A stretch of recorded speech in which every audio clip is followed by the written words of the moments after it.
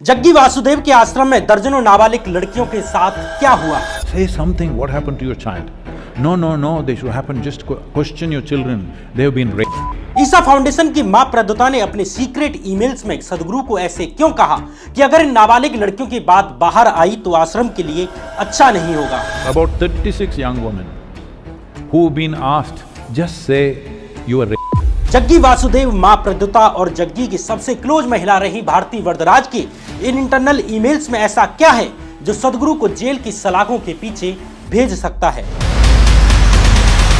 क्या सदगुरु के आश्रम में ब्रह्मचर्य के नाम पर नाबालिग लड़कियों के साथ सेक्सुअल हैरेसमेंट किया गया? क्या है इन सीक्रेट ईमेल्स की पूरी कहानी, जानेंगे आज के इस एपिसोड में।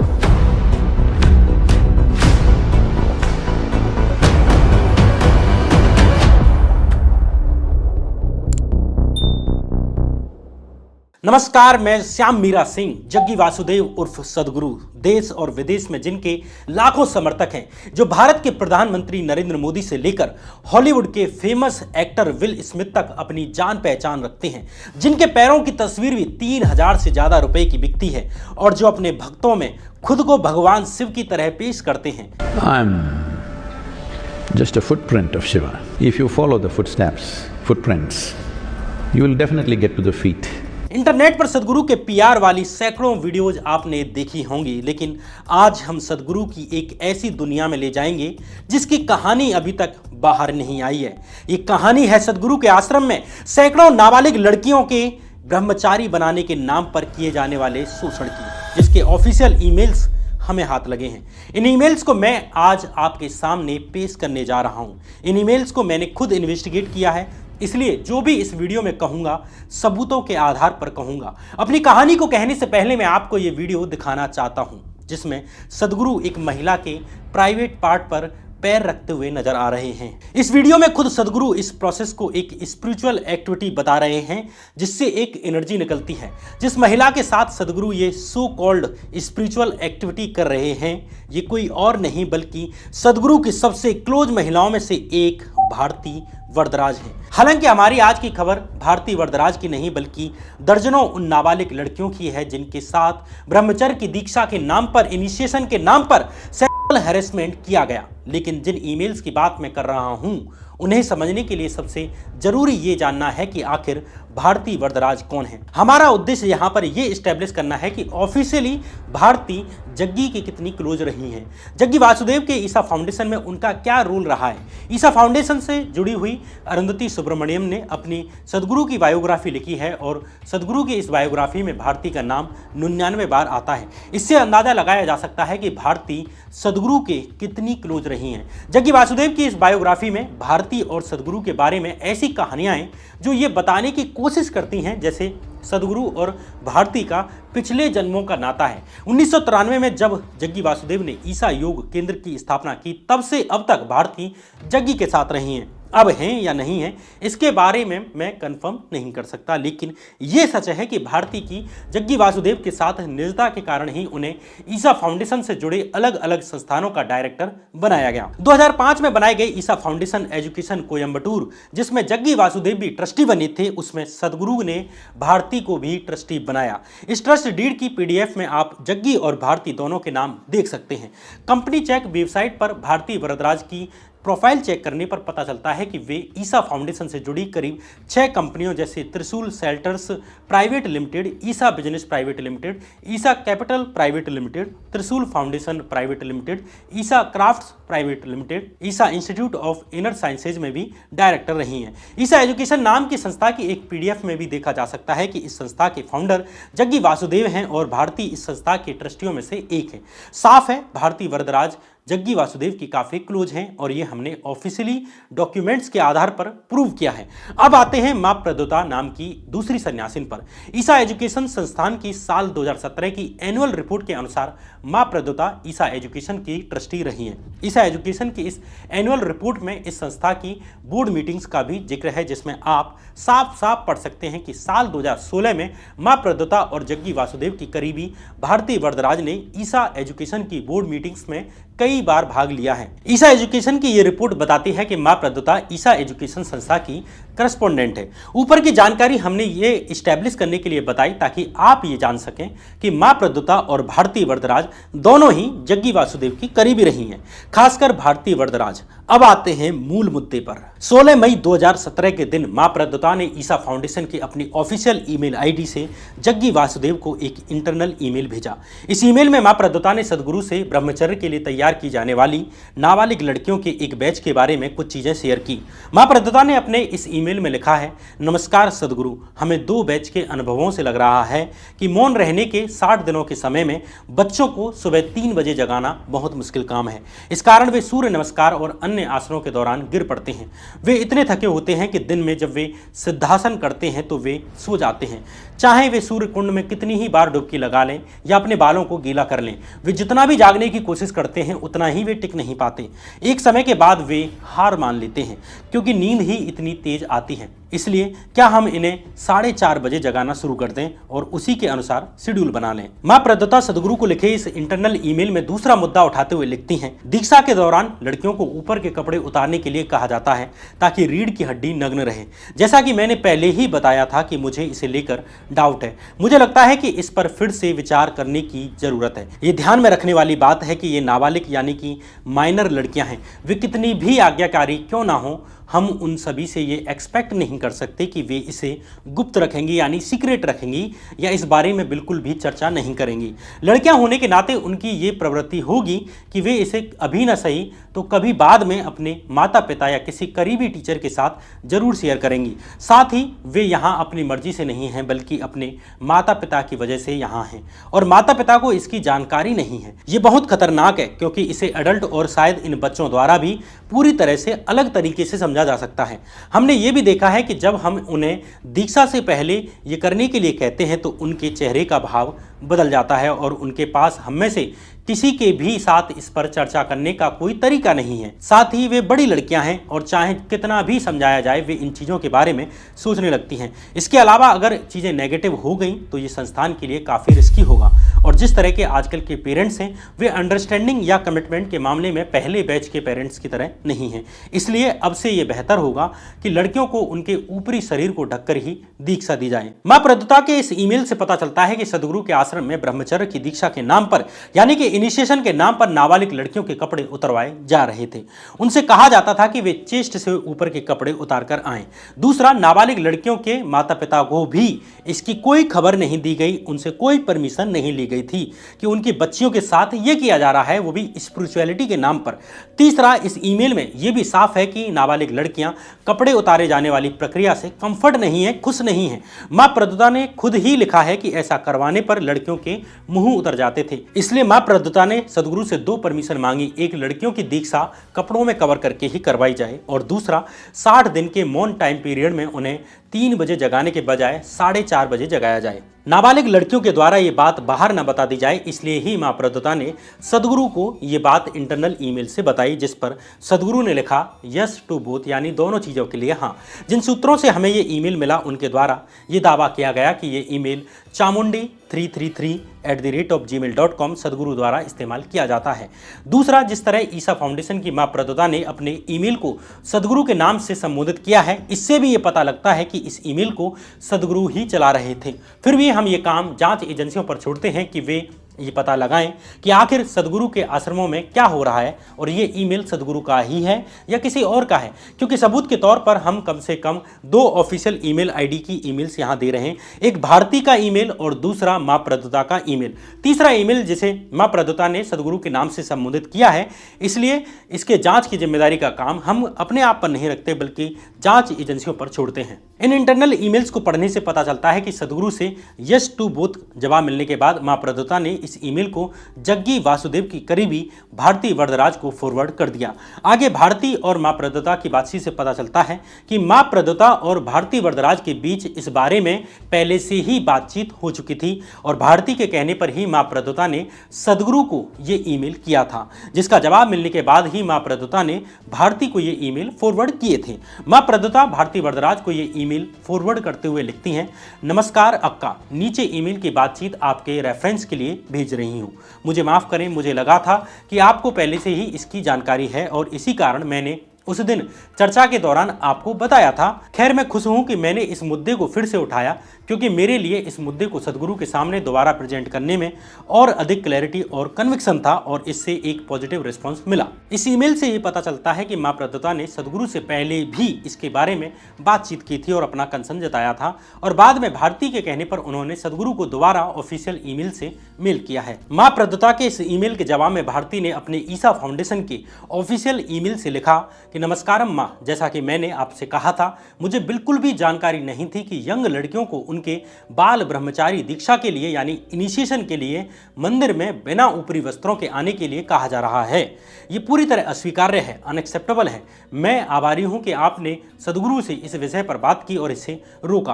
प्लीज आगे से इंश्योर करें कि ऐसी घटनाएं दोबारा ना हो। यहाँ सवाल यह उठता है कि दीक्षा का प्रोग्राम किस गुरु के सामने किया जा रहा था?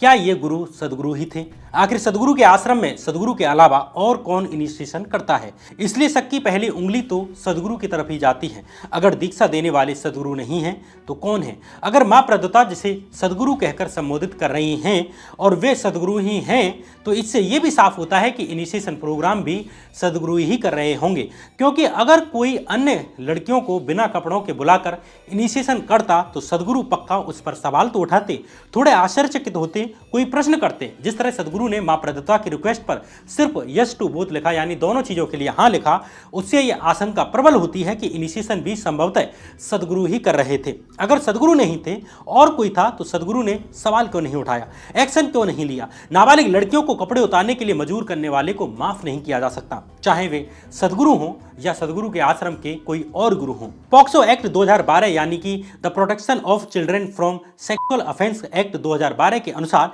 ये क्राइम में आता है। पॉक्सो एक्ट 2012 के सेक्शन 11 के अनुसार अगर कोई 18 साल से कम उम्र के बच्चे को अपना शरीर दिखाने के लिए कहता है तो ये सेक्सुअल हैरेसमेंट में आता है, जिसमें 3 साल तक की जेल की सजा का प्रावधान है। सवाल यहाँ पर यह भी है कि दर्जनों लड़कियों के साथ किए गए इस सेक्सुअल क्राइम के लिए जिम्मेदार कौन है? क्या भारती और मां प्रदत्ता से पूछा जाएगा कि क्राइम सिर्फ कपड़े उतारने तक ही सीमित रहा है या नाबालिग लड़कियों के बॉडी पार्ट से भी छेड़छाड़ की गई है?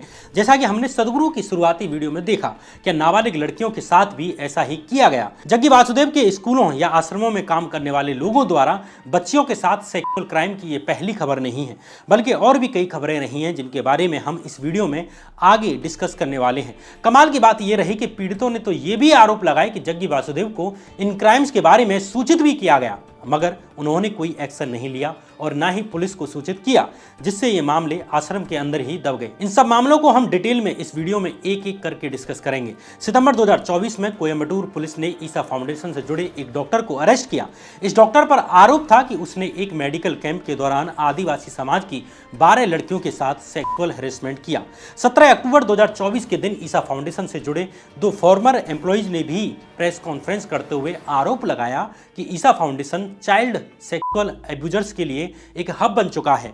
ईसा होम स्कूल की फैकल्टी रही यामिनी रागनी ने आरोप लगाया कि ईसा होम स्कूल में पढ़ने वाले उनके नाबालिग लड़के के साथ 2019 में सेक्सुअल एब्यूज हुआ है। यामिनी ने कहा कि जब उनका बेटा कोविड में घर आया तब उन्हें इस सेक्सुअल एब्यूज के बारे में पता चला। हमें लगा कि शायद ये अकेला मामला होगा और सदगुरु को इस बारे में कुछ नहीं पता होगा। इसके बाद हमने स्कूल के मैनेजमेंट को मल्टीपल कंप्लेंट्स की, लेकिन मैनेजमेंट हमें गुमराह करता रहा। प्रेस कॉन्फ्रेंस में यामिनी ने आरोप लगाया कि उनके बेटे को एक अमीर परिवार से आने वाले लड़के ने मॉलेस्ट किया था। जब हमने मैनेजमेंट से पूछा कि क्या इसके बारे में सदगुरु को पता है, तो उन्होंने कहा कि सदगुरु को सूचित कर दिया गया है और उन्होंने हमें इंस्ट्रक्शंस दिए हैं। जब मैंने पूछा कि किस तरह के इंस्ट्रक्शंस दिए हैं, तो उन्होंने बताया कि सदगुरु ने कहा है कि ये साइकोलॉजिकल इश्यूज हैं, हमें रिफॉर्म्स पर फोकस करना चाहिए। यामिनी के अनुसार मैनेजमेंट ने उन्हें अश्योर किया कि आरोपी लड़के को अब स्कूल में नहीं रखा जाएगा, उसे बाहर निकाल दिया जाएगा।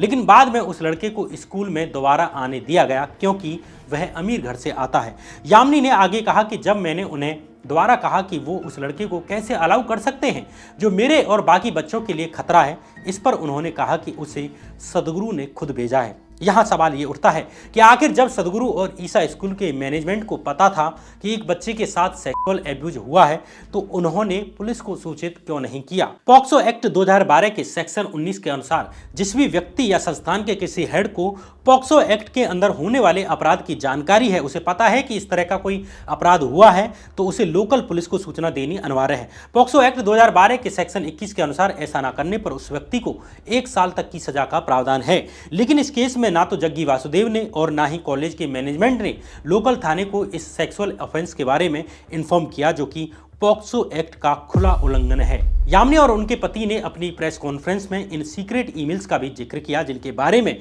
मैंने आपको ऊपर बताया है कि कैसे नाबालिग लड़कियों को दीक्षा के नाम पर, इनिशिएशन के नाम पर बिना कपड़े उतार कर आने के लिए मजबूर किया गया, जबकि वे कंफर्टेबल भी नहीं थी। हालांकि इस प्रेस कॉन्फ्रेंस में यामिनी ने इन ईमेल्स को नहीं दिखाया, लेकिन बाद में तमिल पत्रकार नखीरन ने इन ईमेल्स को अपने यूट्यूब चैनल पर दिखाया था, लेकिन उनकी भाषा तमिल में थी। यामिनी ने अपनी प्रेस कॉन्फ्रेंस में एक दूसरे अमेरिकी इंडियन पेरेंट्स की बच्ची के साथ ईसा स्कूल में हुए रेप के बारे में भी बताया। इस पीड़ित लड़की का नाम हम यहां पर रेखा मान लेते हैं, क्योंकि हम पीड़िता का नाम नहीं ले सकते।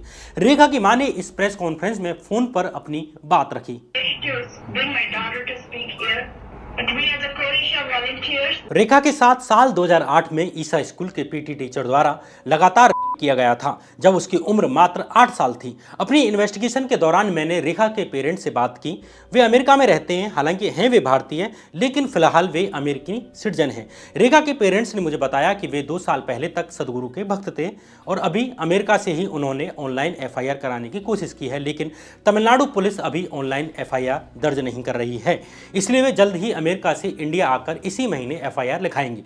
मेरी रिक्वेस्ट पर उन्होंने मुझे शिकायत पत्र की वो कॉपी मुझे भेज दी जो उन्होंने तमिलनाडु पुलिस को ऑनलाइन भेजी थी। इस शिकायत पत्र में रेखा ने अपनी आप बीती लिखी है। उन्होंने लिखा है, मैं साल 2008 और 10 के बीच कोयम्बटूर के ईसा होम स्कूल में पढ़ती थी। उस वक्त मेरी उम्र मात्र 7-8 साल थी। मैं हॉस्टल के गुलाब घर में रहती थी, जिसमें 12 लड़के और 12 लड़कियों का बेड था। अपनी सेकंड ईयर के शुरुआती में एक दिन मेरी कोई क्लास नहीं थी, इसलिए मैं मेन हाउस के बाहर अकेले खेल रही थी। इस दौरान ही पीटी टीचर ने आकर मुझे कहा कि मैं यहाँ क्या कर रही हूँ, और फिर मुझे परफॉर्मेंस हॉल में साथ आने के लिए कहा, जहां उसने मेरे साथ जबरदस्ती की और मेरे मुंह को दबोच दिया। मैं दर्द और ट्रॉमा से रो रही थी। इसके आगे की डिटेल्स सेंसिटिव हैं, इसलिए हम यहाँ पर डिस्कस नहीं करेंगे। रेखा के इस शिकायत पत्र के अनुसार पीटी टीचर ने उसे धमकाया और कहा कि वह इस बारे में किसी को न बताए। इसके बाद आए दिन जब भी उसे मौका मिलता वो परफॉर्मेंस हॉल की तरफ ले जाता और बार बार करता। रेखा लिखती हैं कि इस दौरान मैंने चाहा कि मुझे मौत आ जाए। पीटी टीचर मुझसे हर दिन एक्स्ट्रा दौड़ने के लिए कहता था, जबकि मुझे अस्थमा था। मैं अधिक नहीं भाग सकती थी, दौड़ नहीं कर सकती थी, सांस फूलती थी। जब मैं बुरी तरह थक जाती थी या सांसें फूलने लगती तो वो मुझे इसी बहाने मैदान से अलग ले जाता और फिर करता। इन सबसे बचने के लिए मैं क्लास अवॉइड करने की कोशिश करती, बीमारी का बहाना बनाती। मैंने वहां हिंट देने की कोशिश भी की कि मेरे साथ कुछ गलत हो रहा है, लेकिन किसी का ध्यान नहीं गया। मेरे टीचर्स ने भी मुझसे बात नहीं की। कुछ दिन बाद मेरे पिता USA से आए और उन्होंने समझा कि मैं होम सिक हूँ, डिप्रेस्ड हूँ, इसलिए उन्होंने मुझसे पूछा कि क्या मैं घर ले चलूँ, तो मैंने ये मौका नहीं छोड़ा। USA आने के बाद मैं इस ट्रॉमा को अकेले सह रही थी। USA में अपने मिडिल स्कूल की पढ़ाई के दौरान मैंने अपनी माँ को बताया कि ईसा स्कूल में मेरे साथ छेड़छाड़ की गई थी, लेकिन मैंने पूरी कहानी नहीं बताई। मेरे साथ हुआ था। रेखा के शिकायत पत्र के अनुसार रेखा की मां ने इस बारे में जग्गी वासुदेव को बताने के लिए सदगुरु के पर्सनल असिस्टेंट सेंथिल कनियप्पन से बात की। सेंथिल ने सदगुरु से बात की और रेखा के पेरेंट्स को कहा कि सदगुरु 19 अप्रैल से 21 अप्रैल 2013 के बीच अटलांटा में यानी अमेरिका में मेगा इनर इंजीनियरिंग प्रोग्राम करने वाले हैं। सेंथिल ने रेखा की मां से कहा कि रेखा भी सदगुरु के इस कार्यक्रम को अटेंड कर ले, ताकि वो अपनी प्रॉब्लम से मेंटली बाहर आ सके, हील कर सके। जब सदगुरु इन प्रोग्राम्स के लिए अमेरिका आए तो रेखा के पेरेंट्स ने उसे सदगुरु के इन प्रोग्राम्स को अटेंड करने के लिए भेज दिया। रेखा अपनी शिकायत पत्र में लिखती हैं कि भाव स्पंदन प्रोग्राम के दौरान हमें अपनी बुक्स में अपनी स्टोरीज लिखनी थी। मैंने एक अमेरिकन महिला को अपने साथ हुई दर्दनाक घटना को शेयर किया, जिसने मुझसे कहा कि मुझे सीधे सदगुरु को ही इस घटना के बारे में बताना चाहिए। इसके बाद मैं सीधे सदगुरु के पास गई और उन्हें अपने साथ ईसा स्कूल में हुई इस घटना के बारे में बताया, जिस पर सदगुरु ने सिंपली कहा, drop it at my foot and I will take care of it, यानी इस मामले को मेरे चरणों में डाल दो, मैं इसे देख लूंगा। रेखा अपने शिकायत पत्र में बताती हैं कि इसके बाद मुझे बहुत बुरा फील हुआ, लेकिन अपने पेरेंट्स को खुश करने के लिए मैंने झूठ बोल दिया कि मैं अब खुश हूँ, लेकिन मैं अभी भी अपने चाइल्डहुड ट्रॉमा से गुजर रही हूँ।